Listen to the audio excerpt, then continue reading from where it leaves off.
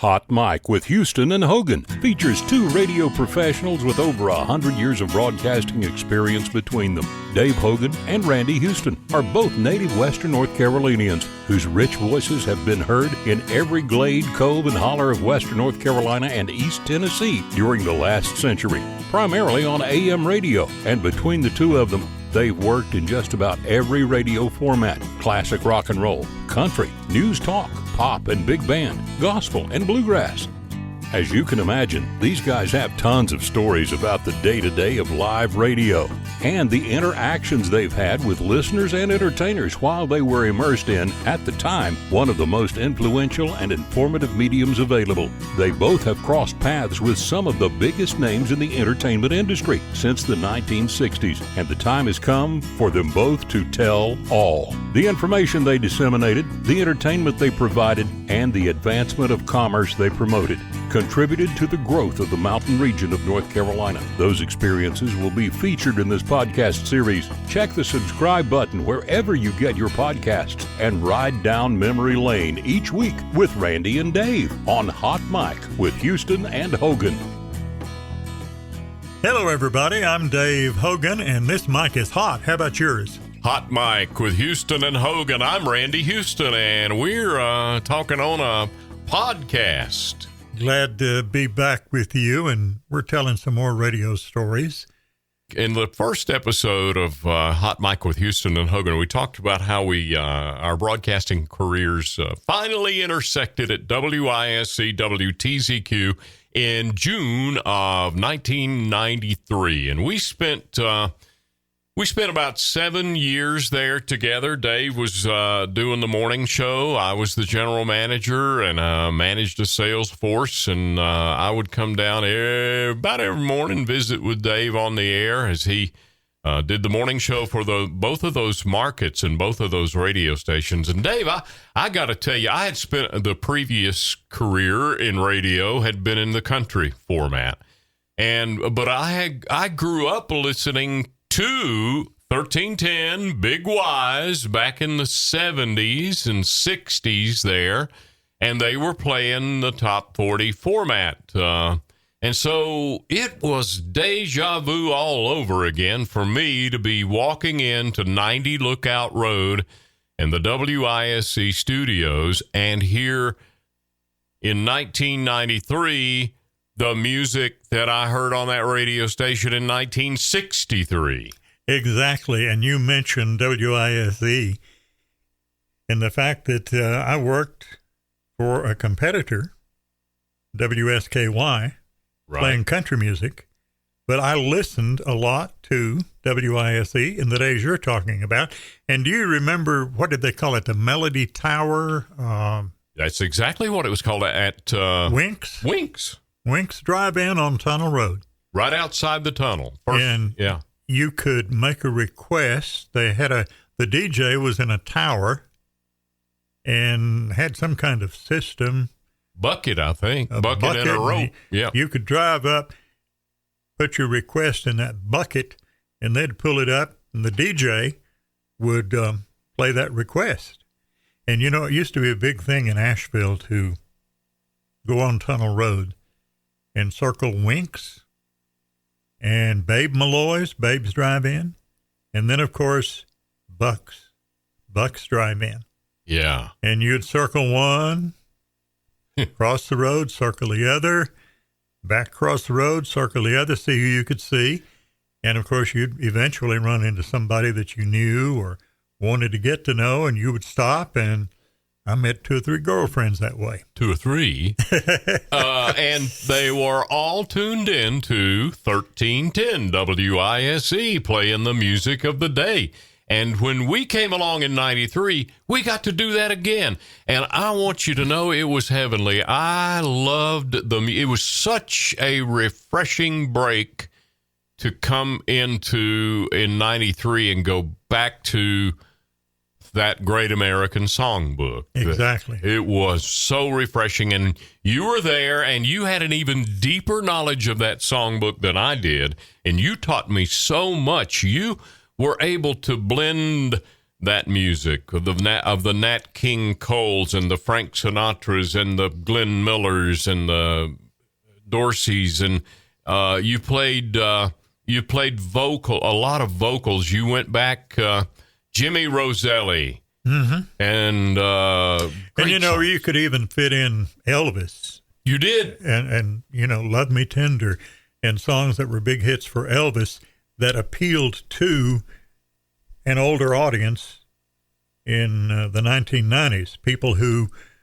were perhaps in their 50s or 60s, who remember the days back in the 1950s when Elvis first came out and became such a big part of Americana. I got to tell this story. When Dave and I started working together there at WISE, we talked about how he would do a morning show Monday through Friday, 6 to 10, and that was the gig. Well, when we announced that Dave Hogan was returning to Asheville, we kind of got bombarded with phone calls because in a previous life, at WSKY, Dave created a program called Sunday Morning Hymn Time. And you did that show for how many years, Dave? Well, all told, probably about 17 years. At WSKY. Right. You started in 60 and, yeah.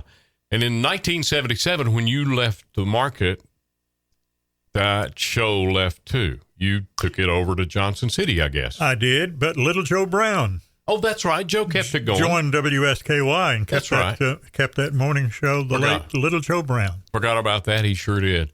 So, you remember when Little Joe did the Night Watch program? Was it called Night Watch on WWNC? That's right. 10 o'clock at night, every night. Called all the dispatchers from the police and fire, and talked about very popular. Oh yeah, big show. And then Joe wound up at WISE doing the mornings back in the 70s. We were listening to Little Joe Brown and the Top 7,000 on WISE. Joe was a friend of mine. Those were the days, my friend. Yes, then they were. Then we got bombarded with phone calls. Is Dave going to do Sunday morning hymn time? Is Dave going to do Sunday morning hymn time? We really did get a lot of folks who remembered you doing that show on WSKY and started calling us. And I'll never forget walking back to your office one day and saying, man, hey, we're getting a lot of these phone calls. Are you getting? Yeah, I'm getting that. Yeah. Well, that isn't what we'd talked about. Well, you want to do it? Yeah, I don't care. I might as well. And Dave jumped right in there, and bam, it was a hit. It really was. Well, I've always loved gospel music. I grew up in a family of gospel music singers, and my dad was a preacher. So I took to it naturally, as they say. Always loved it, and I don't think you ever get away from the kind of music that you grew up with. I don't think you can ever not like it. That's so strong of a formation in your mind. Exactly. It is with you. And my first job as a DJ actually was not in a radio station. You remember tent revivals? Oh, yeah. And occasionally you hear about one nowadays. Yeah. Where a minister would, or maybe usually two, it seems in my memories to be right, they'd set up a big tent and they'd have a revival meeting for a week or 2 weeks under the big tent. Well, my dad did that. He, along with some other preacher friends of his for several years when I was just a tow-headed kid. And my dad was a big fan of the Chuckwagon Gang. A lot of our listeners to the podcast here know the name Chuckwagon Gang. The world-famous Chuckwagon Gang. The world-famous Chuckwagon Gang from Fort Worth, Texas. And we had an old record player playing 78 RPM records. And in the summertime, when my dad would be involved in these tent revivals, he had me play records mostly by the Chuckwagon Gang, but by some other groups as well. Back in this would take us back to the early 50s, Blackwood Brothers, Statesman, a lot of the Spear family. And before the tent meeting started, before the actual service started, as people were gathering under the tent, I would play these old 78 RPM records. And I was not talking, I wasn't introducing them, but I'd play one right after the other. You just play one at a time. You take it off, put another one on, and play it. So I grew up with that kind of music, and you just never, ever not like it. And I still love gospel music to this day. Bill Gaither's done a lot for gospel music. Oh, has he? Yes. Tremendous amount of popularity among people that you would not even think would enjoy gospel music, have been attracted to gospel music through the Bill Gaither. What does he call it? Reunion? Homecoming. Homecoming. Bill Gaither Homecoming, right? Yeah. I got to see many, many concerts in my day in this business, but one of the, if not the best concert I ever saw in my life was in Greenville, South Carolina, and it was a Gaither Homecoming concert with all of those gospel greats and a big sound system and a big projection TV and a live stage. And man, it was just awesome. It was one of the best shows I've ever seen in my life. And I had an opportunity to get to know a lot of the gospel music people later on. You remember the name J. Basil Mull? Oh, Brother J. Basil. He promoted a lot of gospel music in Asheville, and I emceed some of the programs for him. His they used to call all-night sings, gospel music programs. So I got to know a lot of the people in gospel music, like Hovey Lister, and Hovey Lister was quite an entertainer. Yes, he was. And if you can go Google Hovey Lister and the Statesman Quartet, and it'd take you back to the beginnings of the group, and they were showmen. I mean, they were entertainers. Very much so. In addition to being gospel singers. Hovey told me a story one time about Elvis Presley and Jerry Lee Lewis and a lot of other people grew up with gospel music and, as we said, continued to love it, even though they were singing a different kind of music. And he said every time they played a show in or around Memphis, it was likely that Elvis Presley or Jerry Lee Lewis or one of those people who lived in that area that were in the rock and roll field would come to the auditorium or wherever they were performing and listen, usually backstage, because they didn't want to attract the attention to the fact that they were there. But he told me the story one time about being in Memphis, and the Statesman Quartet had performed, and big full house, big arena there in Memphis. And he said they had a good program and felt real good about it and thought they'd done a good show. And they came to the last number, thanked everybody for coming out, and we're going to close out with this number. And so they started singing whatever song it was that they closed out with. Hovey told me, but I don't remember what the song was. And about halfway through the song, people started standing up and shouting and cheering and clapping and stomping their feet and hollering. And Hovey thought, boy, we've hit the jackpot here. We're more popular than we thought we were. We're more popular than we thought we were. You know what happened?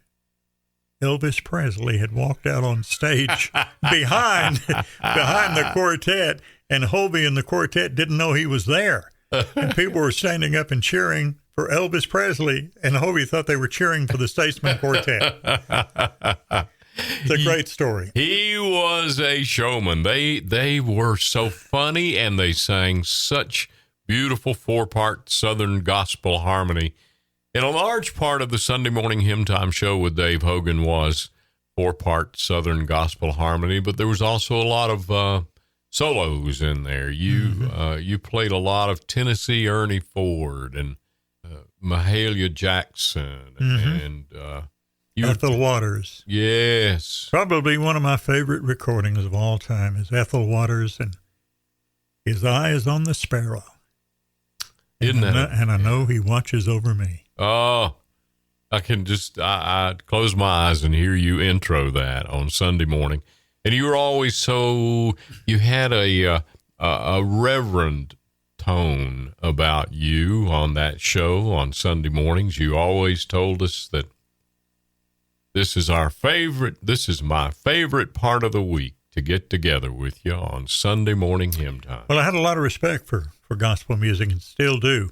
And in addition to the types of gospel music that you mentioned, I always also love to play, I call it mountain gospel, the earthy, traditional, bluegrass type mountain gospel, the Primitive Quartet, the Marshall family, and people like that. Instrumental dulcimer stuff you played. I remember you played a lot of instrumental music, period. You always opened up and sometimes would close an hour. And by the way, he was on 4 hours, and the show was titled Chapter 1, Chapter 2, Chapter 3, Chapter 4. Flowed right into the Sunday morning theme time there. And you would often close out a show or open an hour segment with Floyd Kramer and doing the sound from his Sounds of Sunday album. Mm-hmm. And it's just Floyd Kramer and the piano. And it just put you in such a mood and such a worshipful, reverend mood. And I miss Sunday morning hymn time. Well, you know, I've always liked organ music. Yeah. And you want to hear a funny story? Okay, I'm ready. That's what this is about. People ask me, and I'm sure they've asked you down through the years, have you ever said something on the radio when the mic was hot and you didn't realize it? And I have, yes. Yeah. Well, in this particular case, the mic was hot and I knew it was hot, but I didn't realize what I was saying. And it was on my first radio station, WFSC over in Franklin, station I first worked at. It wasn't my station, but I was working there. And I'd work some in the morning, and then I'd go to school there at Franklin High School, and then come back and work in the afternoon. Well, they pulled me out of school one morning. The station manager sent somebody over there and said they needed me at the radio station. Okay. And somebody was sick, and they had me to fill in. I had to come in and fill in about an hour during the noon time period. And one of the programs that we had was, and this is common in a small town to this day where they don't have a daily newspaper, the obituaries, sponsored by the local funeral home. I've done them. And you've done them, and it's a very important service. Absolutely. To the listeners in those towns that don't have a daily newspaper. But Dave, it is a welcome, open wound place for something to happen and go wrong. This is the first time I had done what we called the obituary column of the air. With organ music in the background. Sponsored by Bryant Funeral Home in Franklin. And I think those folks are still there in Franklin, Bryant Funeral Home. So it went something like this, my first time doing that program. Good afternoon, ladies and gentlemen. Bryant Funeral Home of Franklin presents the obituary column of the air. Then you would proceed to read the deaths and the funeral arrangements. As I said, it's a very important service. Next of kin. But some days, nobody died. And what you would do on those days, you would introduce the program, and then you would fill the 5 minutes with organ music. Mm-hmm. Well, this particular day, nobody had died. And here's the way the program sounded. Good afternoon, ladies and gentlemen. Bryant Funeral Home of Franklin presents the obituary column of the air. We are sorry to report there are no deaths today. And I proceeded to play the organ music, not realizing what I had said. And so when the program ended and we went on to something else, the young lady who was working there came in and said, "Dave, do you realize what you said? You said Bryant Funeral Home is sorry to report there are no deaths today." And I'm sure that I turned every color in the book. Scared me to death when she told me what I'd said. I just knew I'd lost my job right there. But the folks at the funeral home were, after they got over the shock, they found it pretty humorous, and they were nice enough to let me keep my job. Oh, Dave, the obituary column of the air. That was my first of many bloopers down through the years. Man, I've got them too, and you talk about turning red. And nobody else in the room but you, and you know what you just did, and that everybody heard it, and your face will light up. One of the guys and the characters that we met in this business when we went to WISE WTZQ was a young man named Mitch Inslee. I remember Mitch fondly. I love Mitch. Mitch went on to, he is in information technology at some big radio stations. That guy's so sharp. You know, when you and I went there, Mitch was a kid, a teenager with a stuttering problem. But I have not yet found another individual that had the fire in his belly for radio like that young teenager did. Mitch was consumed by radio. He loved every minute. He kept our old equipment in tip-top shape, made sure the inside workings of that radio station went smoothly. He was just a top-shelf radio guy. I knew he was going places. And he eventually, never said a word on the air, but eventually after the years, he wanted to get on the air. He wanted to overcome that problem. He wanted to. I said, okay, Sunday night, 9 o'clock, you got it. Well, we barely covered the city of Asheville at night.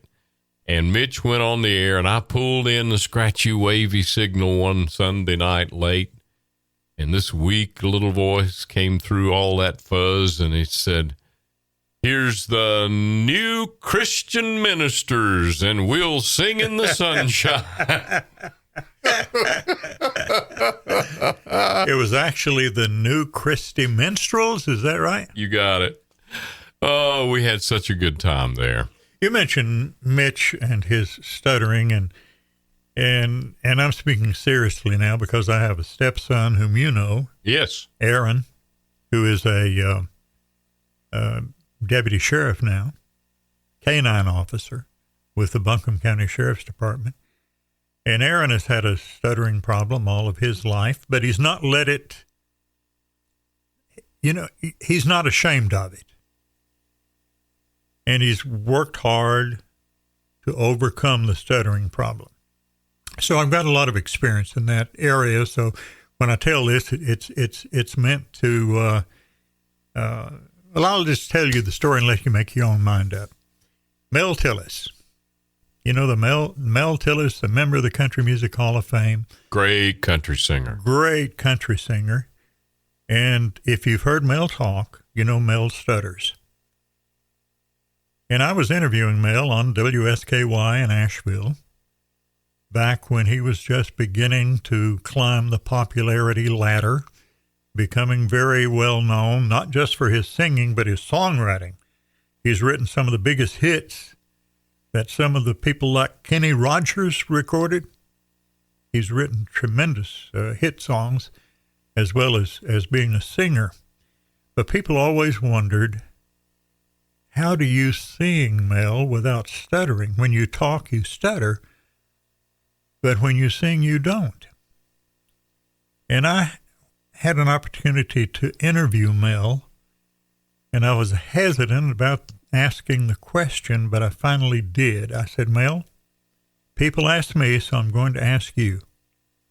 How do you sing without stuttering? Because you stutter when you talk. And Mel's another person, like my stepson Aaron, who's not ashamed of the fact that he's got a stuttering problem. And so Mel said, I'll tell you. He said, they sent me to school when I was a kid to try to help me with my stuttering. And he said that they used rhythm, and he tapped the desk there at the console where we were doing the interview, and he said, if I keep time with my hand here, I don't stutter. I don't stutter. So you learn the cadence. You learn to use a cadence. And then he said something very funny. He said, but Dave, I just can't go around carrying a drum with me everywhere I go. He was a comedian, too. Yeah. But that rhythm. Keep up with that rhythm. Yeah. You speak along with that rhythm. Yeah. And that's the way it was when music, I guess you're more of a musician than I am. The bass part of a band is what you keep the time to. Right. And as long as Mel was singing with that bass note, boom. But did that help Aaron any? Oh, yeah. Yeah. A cadence? Yeah. And, somebody else that stutters has had a lifelong stuttering problem, but he's never used it as a crutch, is the President of the United States, Joe Biden. He currently, yes. Now, I don't want to get into politics, and I'm not. But a lot of times you will hear President Biden pause when he's talking, and some people will refer to that as being, what's the word I'm looking for, being maybe senile or dementia or something like that. Yeah. And what's happening is a lot of times people who stutter, according to my stepson, is that your speech and what you're thinking is not in sync. And so you have to pause to try to get what you're thinking and what you're saying in sync with each other. And so that happens with President Joe Biden. Yeah. But he doesn't make an issue out of it. But he's spent a lifelong problem trying to, and pretty much has overcome his speech impediment. Mitch was able to overcome his.